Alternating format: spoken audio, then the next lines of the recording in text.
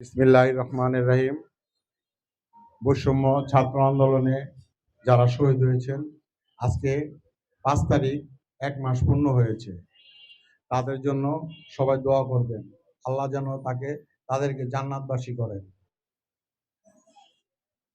সবাই ভালো আছেন? সবাই জাহির খানের জন্য দোয়া করবেন। সে হসপিটাল আছে, সে আপনাদের সবার কাছে দোয়া চেয়েছে, আল্লাহ যেন তাকে সুস্থ করেন। আর 8 তারিখে তার হাজিরা। আপনারা দয়া করে আগামী তারিখে যারা সুন্দরভাবে কোর্টে গিয়েছেন, কোর্টের ভিতরে যারা সুন্দর পরিবেশ রেখেছেন, তাদেরকে আমি ধন্যবাদ জানাই। আর আগামী ডেটের মতোই আপনারা সবাই সুন্দরভাবে কোর্টে যেয়ে সুন্দর পরিবেশ সৃষ্টি করে কোর্টের ভিতরে থাকবেন। আমরা বাহিরে স্লোগান দিব, ভিতরে না। ভিতরে জজ, ম্যাজিস্ট্রেট, ডিসি সাহেব এদের ডিস্টার্ব করা যাবে না। বৈষম্য ছাত্র আন্দোলনে যারা আহত হয়েছে, তাদের আপনাদের আশেপাশে যারা আছে যদি থাকে, আপনারা যতটুকু পারেন তাদের সহযোগিতা করবেন। আর যদি আপনারা না পারেন, আমাদের সাথে জাকির খান মুক্তি পরিষদের আমাদের সাথে আমরা যারা আছি এখানে, পারভেজ, লিঙ্কন, হোসেন, ফরিদ, মুক্তার মামা, এদের সাথে যোগাযোগ করবেন। আমরা যতটুকু পারি তাদের সাহায্য করব ইনশাল্লাহ। আমার নেতার একটাই কথা, ভূমিদস্যু, সন্ত্রাসী, চাঁদাবাজ, মাদক ব্যবসায়ী যাদের ঠাঁই এই জাকির খান মুক্তি পরিষদে নেই। যারাই এই কাজ আপনার এলাকায় করবে, তাদেরকে আপনারা ধরে বেঁধে রাখবেন। প্রয়োজনে আমাদের ফোন দিবেন, আমরা এসে সেনাবাহিনী বা পুলিশের কাছে সুপারিশ করব।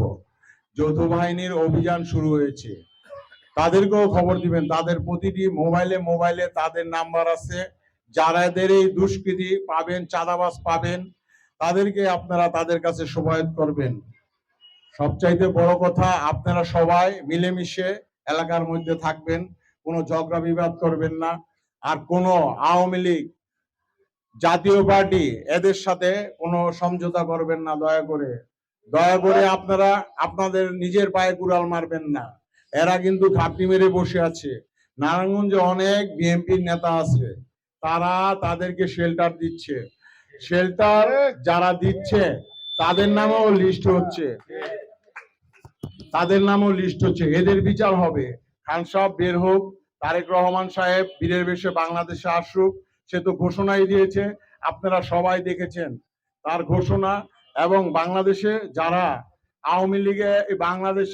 আওয়ামী লীগের নেতাদের, শিল্পপতিদের শেল্টার দিয়েছে, আমাদের বাংলাদেশ জাতীয়তাবাদী দলের বড় বড় নেতারা, তারা সবাই কিন্তু সুকেস খেয়েছে। সামনে যারা করবে তারা কিন্তু সুকেস খাবে না, তারা বহিষ্কার হবে। আর আমার নেতা জাকির খানের একটাই কথা, যে আমাদের এই নারায়ণগঞ্জ জেলা ও মহানগরে যারা যারা এই ধরনের কাজ করেছেন, আপনারা দয়া করে তাদের লিস্টটা রাখবেন। আমাদের নেতা অচিরেই জেলখানা থেকে মুক্তি পাচ্ছেন। মুক্তি পেলেই আপনারা সেই কাগজপত্র যদি আমার কাছে দেন বা আমার ভাই ব্রাদার এখানে যারা আছে তাদের কাছে দেন, আমরা তার কাছে মুক্তি পরিষদের পক্ষ থেকে উপস্থাপনা করব। আর আপনারা যদি নিজের হাতে দিতে চান, সেটাও আপনারা করতে পারবেন ইনশাল্লাহ।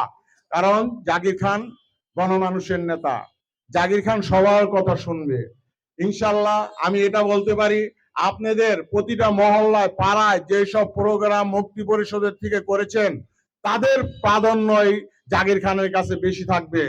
এখানে দল মত নির্বিশেষে সবাই আপনারা জাকির খান মুক্তি পরিষদের জন্য বহু শ্রম দিয়েছেন। 48-49 ডিগ্রি সেলসিয়াস আপনারা এই শহরে মিছিল করেছেন, কোর্ট থেকে ডিআইডি এসেছেন, ডিআইডি থেকে কোর্টে গিয়েছেন। ভাইরা, যদি আপনারা জাকির খানকে ভালো না বাসতেন তাহলে এই শ্রম দিতেন না, এটা আমাদের নেতা জানে। এবং আমাদের মধ্যে এখানে আমরা সবাই জাকির খানের কর্মী, আমরা কেউ নেতা না। জাকির খান বের হয়ে আসলে কারে কোন জায়গায় দিবে, কোন নেতৃত্ব দিবে, সেটা একমাত্র খান সাহেবের ব্যাপার। এইখানে যারা এই প্রোগ্রাম করেছেন, বিশেষ করে আমাদের মুক্তার মামা খান সাহেবের কেস পার্টনার, এই সাব্বির আলম খন্দকারের, আপনারা জানেন মুক্তার মামা এই অঞ্চলে কতটুকু নির্যাতিত হয়েছে। মুক্তার মামার সাথে মুক্তার মামার সাথে একজন মানুষও এই মহল্লার মধ্যে আড্ডা করতে পারে নাই। কিছু কিছু লোক মুক্তার মামার বাড়িতে অনেক অত্যাচার করেছে, এদেরও বিচার হবে ইনশাল্লাহ। আপনারা সবাই মুক্তার মামার হাতকে এই অঞ্চলে শক্তিশালী করবেন, এটাই জাগির খানের নির্দেশ। জাগির খানের সবচাইতে আপন এই এলাকাতে অনেক লোক আছেন, এর মধ্যে কেউ কিন্তু মামলা খান না, একমাত্র মুক্তার মামাই খেয়েছে। বিশেষ করে যারা এই অঞ্চলে ছিল, যাদের জন্য এই এলাকায় মাদক ব্যবসা যারা করত, এদের বিরুদ্ধে মুক্তার মামা ছিল। এই জন্যই মুক্তার মামাকে ষড়যন্ত্র করে এই মামলাটি খাওয়ানো হয়েছে। বিশেষ করে যুব সমাজটাকে নিয়ে মুক্তার মামা বেশি খান সাহেবের প্রোগ্রাম ক্লাবে যোগ দিতেন, এই জন্যই মুক্তার মামার আজকে এই অবস্থা। তা আল্লাহর রহমতে ওই সময় কেটে এসেছে।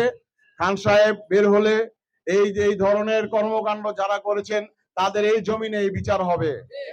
আর আপনাদের কাছে আমার একটাই অনুরোধ, আপনারা কেউ কোনো দোকান, বাড়ি, ঘর, কোনো বিল্ডিং নতুন উঠলে যদি কেউ বালু, ইটা, বালু, সিমেন্ট এইগুলি যার যার অবস্থান থেকে যদি কোনো বালির মালিকরা কিনতে চায়, আপনারা তাদের সুযোগ সুবিধা করে দিবেন। এই জন্য আমাদের মুক্তি পরিষদের বা জাগির খানের নাম যদি কেউ বিক্রি করে, তাহলে আপনারা ওদের ধরে আমাদের খবর দিবেন। আপনারা যদি আমরা সাথে সাথে আসব, এর আগে যদি আপনারা 99-এ ফোন দিয়ে প্রশাসনের কাছে দিয়ে দেন, আমরা সাথে সাথে থানায় যে ওই লোকদের নামে মামলা করে এদের বিচার দ্রুত গতিতে করার ব্যবস্থা করব। ভাইরা সবাই জানেন, বৈষম্য ছাত্র আন্দোলনে যারা নিহত হয়েছে তাদের অনেকেরই হিসাব এখনো মিলেনি। এখনো অনেক মা বোন প্রশাসনের কাছে যে কাদাকাটি করে লাশের জন্য, এরা পাচ্ছেন না। আপনারা জানেন, এরা বৈষম্য ছাত্র আন্দোলনে যারা আন্দোলন করেছে, এখানে আমাদের ছাত্র দল, যুব দল, মৎস্যজীবী দল, শ্রমিক দল, কৃষক দল সবাই ছিল জাতীয়তাবাদী দলের, এবং অন্যান্য দলেরও যারা জাতীয়তাবাদী দলের সাথে ছিল তারা সবাই ছিল। কারো একার কর্তৃত্বে এই দেশ 5 তারিখে স্বাধীন হয়নি।